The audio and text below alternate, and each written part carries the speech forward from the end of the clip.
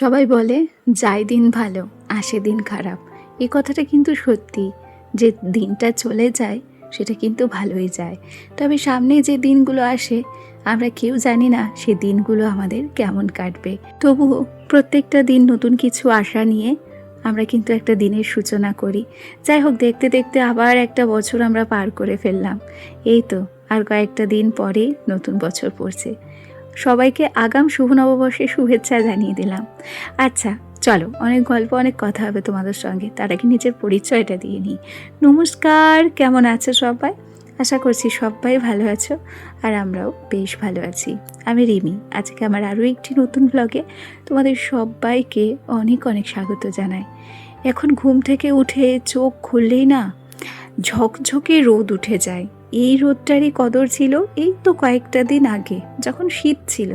তবে এখন যেহেতু গরম পড়ে গেছে, এই রোদটা আমাদের কিন্তু আর সহ্য হচ্ছে না। ঘুম থেকে উঠতেও একটু দেরি হচ্ছে, আর তার উপরে দরজা খুলে যখন ঝলমলে রোদ দেখছি, কেমন যেন একটা অস্বস্তি ফিল হচ্ছে। আসলে এই রোদটা মানেই তো ভয়াবহ গরম। আমাদের এখানে কিন্তু বেশ গরম পড়ে গেছে। আমি জানি অন্যান্য জায়গাতে আমাদের এখানকার তুলনায় আরও বেশি গরম। কেন বলো তো? কারণ আমরা থাকি একদম গ্রামে। আমার বাড়ির ডান দিকে হচ্ছে গাং, আর বাঁদিকে হচ্ছে মাঠ, আর তার উপরে চারিদিকে গাছপালা। খুব স্বাভাবিকভাবে আমাদের এখানে গরমটা কিন্তু কমই আছে। যাকে আজকের দিনটা কিন্তু শুরু করলাম দেরিতেই, আর এ ঘরে এসেই একটুও দেরি করিনি, আগে গ্যাসটা খুব ভালোভাবে মুছে নিয়েছি, আর এখন চালটা ধুয়ে দিচ্ছি। গ্যাস মোছার পর আমি ভাতের হাঁড়িটা বসিয়ে দিয়েছি, অর্থাৎ ভাত বসিয়ে দিয়েছি। একটু দেরি না করে দেখলাম ভাতটা যদি আমার হয়ে যায়, তারপর টুকটাক করে আমি কিন্তু রান্নাবান্না সেরে নিতে পারবো।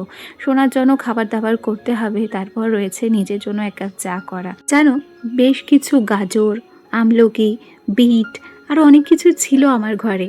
সেগুলোকে আমি সুন্দর করে পেস্ট করে না এরকম জুস বানিয়ে নিয়েছি, আর কিউব করে ফ্রিজে রেখেও দিয়েছি। প্রত্যেক দিন ভাবছি খালি পেটে এখন এগুলোই খাবো। খেয়াল করে দেখো তোমরা, আমার ঘরের সামনে কি পরিমাণ রোদ চলে এসেছে। একদম ভয়ঙ্কর রোদ, জানো তো। এখন রোদ দেখলেই ভয় লাগে। উষ্ণ গরম জলে বরফের কিউবটা দিয়ে প্রথমে সোনাকে একটু খাইয়ে দিয়েছি, বাদবাকি জলটা আমিই খেয়েছি। এরপর খানিকটা সময় অতিবাহিত হয়েছে, সোনার জন্য দুধ রেডি করেছি, আর সেই সাথে দিয়েছি বিস্কুট। আমার ছেলে এখন দুধ বিস্কুটটা একাই খায়, ওর পাশে এখন আর বসতে হয় না। তবে ভাবছিলাম ভাতটা যদি একা একা খাওয়া শিখতো তাহলে বেশ ভালো হতো। যাকে একদিন না একদিন নিজে হাতে ভাত ঠিকই খাবে, তখন আর আমাকে খাইয়ে দিতে হবে না। এখন যে কটা দিন ও ছোটো আছে, না হয় নিজে হাতেই ভাতগুলো খাওয়ায়, তবে ভাবছি ওকে নিজে হাতে খাওয়ানো অভ্যাস করাবো। অভ্যাস করাতে তো আর কোনো দোষ নেই, তাই না? গল্প করতে করতে এক কাপ চা করে নিয়েছি। তবে তোমরা খেয়াল করেছো আজকে চায়ের লিকারটা যেন অনেক বেশি হয়েছে। আসলে কি, আজকে আমার চা শেষ হয়ে গিয়েছিল। আমি আমার জায়ের কাছ থেকে একটু চা ধার করে নিয়ে এসেছি। আসলে আমি খেয়াল করিনি গো যে আমার চা নেই, ফুরিয়ে গেছে। আমি যদি খেয়াল করতাম তাহলে আগেই দোকান থেকে কিনে আনতাম। চাটুকু খাওয়ার পর ওদিকের ওভেনে তো রান্না বসিয়ে এসেছি। তবে এখন আমি বিছানাটাকে পরিষ্কার করতে এলাম। আসলে কি, সংসারের কাজ তো প্রচুর থাকে, কাজের ফাঁকে ফাঁকেই না নানান দিক সামাল দিতে হয়। কখনো কখনো রান্না বসিয়ে দিয়ে বাইরের কাজ সারতে হয়, আবার কখনো কখনো রান্না বসিয়ে দিয়ে ঘরের কাজও টুকটাক করে করতে হয়। মোটামুটি বলতে পারো সব দিকে একসাথে ব্যালেন্স করতে হয়। আর তার উপরে আমার সোনার যদি স্কুল কিংবা পড়া না থাকে, তাহলে সেই দিনটা আমার কাছে আরও চ্যালেঞ্জিং হয়ে যায়। কারণ কি জানো তো, আমার ছেলেটা ভীষণ অস্থির, আর একটা অস্থির চঞ্চল বাচ্চাকে সামলে পরিপাটিভাবে গুছিয়ে সংসারের সমস্ত কাজ করা অনেকটা কষ্টসাধ্য হয়ে যায়, জানো তো। আচ্ছা, গল্প করতে করতে মোটামুটি বিছানাটাকে অর্ধেক গুছিয়েছি। ছিল হচ্ছে মশারি, আর সেই সাথে ছিল দুটো কম্বল। এখন অবাক হচ্ছে না যে এত গরমে দুটো কম্বল কেন? গতকাল রাত্রে বেশ ঠান্ডা ঠান্ডা পড়ছিল, আর কি বিকেল থেকে একটু মেঘ সেজেছিল, যে ভেবেছিলাম রাত্রে বৃষ্টি হবে। তবে বৃষ্টি হয়নি, জানো তো। আবহাওয়া ঠান্ডা হয়ে গেছিল, বেশ জমিয়ে ঘুম হয়েছে। যদিও বা প্রত্যেক দিন রাত্রে আমার ঘুমোতে ঘুমোতে 11:30-12টা বাজে। কারণ কি, বর তো সারাদিন ডিউটি করে। এখন যেহেতু ভোট, সেজন্য সকালবেলা আমার বরের রয়েছে নাকা চেকিংয়ের ডিউটি। সকাল থেকে মোটামুটি বিকেল 4টে পর্যন্ত নাকা চেকিংয়ের ডিউটি করে, আর তারপর বিকেল 5টা থেকে ওকে আবার কিন্তু রেড করতে বেরোতে হয়। সেই জন্য বরের সঙ্গে খুব একটা কথা দিনের বেলা হয় না। সারাদিনে মোটামুটি ওই 30 সেকেন্ড 40 সেকেন্ড কী করছো, কোথায় আছো, ডিউটি শেষ হলো কি না, এই টুকিটাকি খোঁজ খবরগুলোই নিতে পারি। তাছাড়া নিজেরা যে একটু ভালোভাবে সারাদিনে কথা বলা, তা কিন্তু হয় না। তারও ডিউটির চাপ থাকে আর সেই সাথে আমারও তো কাজের চাপ থাকে, তাই রাত্রে একটু কথা বলতে হয়। আর রাত্রে তার অফিসের কাজকর্ম সেরে কথা বলতে বলতে মোটামুটি 10:30 পৌনে 11টা বাজে। আর ঘুমোতে ঘুমোতে ওই 11:30 পৌনে 12টার মতো বেজে যায়। তারপর সকালবেলা উঠে আবার তো সংসারের ঝামেলা সামলাতে হয়। আসলে সংসারের কাজকর্ম যতই করি না কেন, সারাদিন কাজের মাঝে যতই নিজেকে ব্যস্ত রাখি না কেন, দিন শেষে না নিজের বরের সঙ্গে একটু ফোনে কথা না বললে সেই মানসিক শান্তিটা যেন আর পাই না। সেই জন্য যত রাত্রি হোক দুজনে একটু গল্প করি, তারপর ঘুমোই। আচ্ছা, গল্প করতে করতে ওদিকে কিন্তু বিছানাপত্র গুছিয়ে এখন এলাম ফ্রিজটা পরিষ্কার করতে। মাঝে ভাবতাম যে শীতকালেই হয়তো প্রচণ্ড ধুলো হয়, তবে ধারণাটা সম্পূর্ণ ভুল ছিল জানো। শুধু যে শীতকালেই ধুলো হয় তা কিন্তু নয়।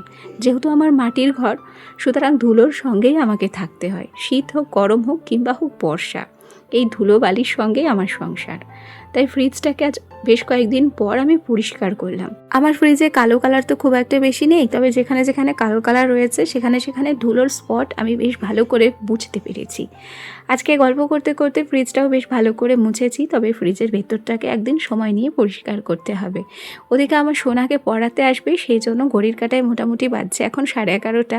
ওই 12টার মধ্যে ওকে রেডি করানোর কথা ছিল, তবে একটু আগে আগেই ওকে রেডি করিয়ে দিলাম। ওকে স্নান করিয়ে দিয়েছি, জামা পরিয়ে দিয়েছি, এখন একটু ক্রিম লাগিয়ে মাথাটা আঁচড়ে দিলাম। আর তোমরা খেয়াল করেছো যে ও ক্রিম মাখতে মাখতেও দুষ্টুমি করছিল। যাই হোক, সামনেই হচ্ছে পয়লা বৈশাখ, সবাই নিজের মতো করে ঘর পরিষ্কার করবে। যার যেমন সামর্থ্য সে তার সামর্থ্য অনুযায়ী ঘরটাকে সাজাবে। তবে আজকে আমিও না আমার ঘরটাকে একটু নতুন করে সাজাবো। তবে ঘর সাজানো মানেই যে টাকা খরচ করা তা কিন্তু নয়। বিনা খরচেও নিজের ঘরটাকে নিজের মতো সুন্দর করে সাজিয়ে নেওয়া যায়। ঘরের কিছু জিনিস একটু ওলটপালট করতে হয়, আর সেই সঙ্গে পুরানো যে জিনিসগুলো রয়েছে সেগুলোও ভালো করে ঝেড়ে মুছে একটু নতুনভাবে সাজিয়ে গুছিয়ে রাখা যায়। আমার ঘরের যে উত্তর দিকের অংশটা, সেই দিকে একটা ফাঁকা দেওয়াল ছিল।